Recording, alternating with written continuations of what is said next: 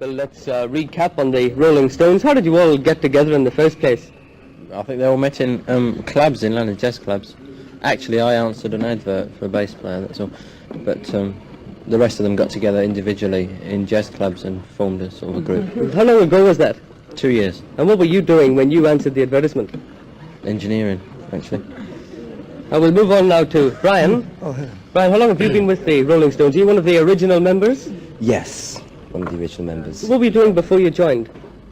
Well, just sort of bumming around waiting for something to happen, really.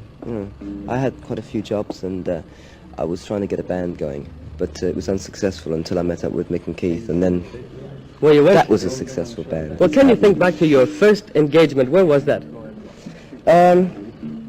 Marquee, Oxford Street, London. And may I ask how much you got paid for that assignment? 20 quid, which was good because 6 months later we were still working for 10 quid. Charlie, we've just heard from your friend how much you were paid for your first engagement. Do you mind if I ask how much you earn a year now? Thousands. How many? Hey? How many? I don't know. 200 or 300 a year, isn't it, Bill? What is it? £5 a week. Yeah, £5 good. a week's Just about... turn around. Listen, Yeah, really, let you- everyone see you. Yes, I don't know, quite honestly. Well, how It's a about... $1 million concern, must be. Sure it is. Must be. The fan adulation is something that interests me. Do you ever get fed up with this, Charlie? Would you like a big No. long break away from it? We just had one. Keith, it's obvious that you don't get your hair cut, but do you get it trimmed from time to time? Yes, I did it last night, yes. Last night? Certainly grown a lot since then.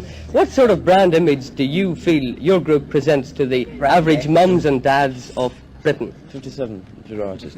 Yeah. No, I don't know. Well, does this exercise you in any way? Are you interested in this type of thing? Not really. I'm not interested in images, no. Thanks. Now I'll have a word with Mick, the vocalist. One thing I'd like to ask you, Mick, this is your television appearances. We get correspondence in the papers here from time to time about miming. Our television columnists refer to it. How do you feel about miming? Do you think it's a bit of a cheat? I don't think it's a cheat because everybody knows you're miming. How do they know? Well, it's just accepted because there are very few live shows and all the shows are mimed, very few. Yeah, but don't you think that the large majority of people looking in don't know that? No, I think nearly the large majority of people do know that. Well, are you happy enough to mime, or would you prefer to be singing?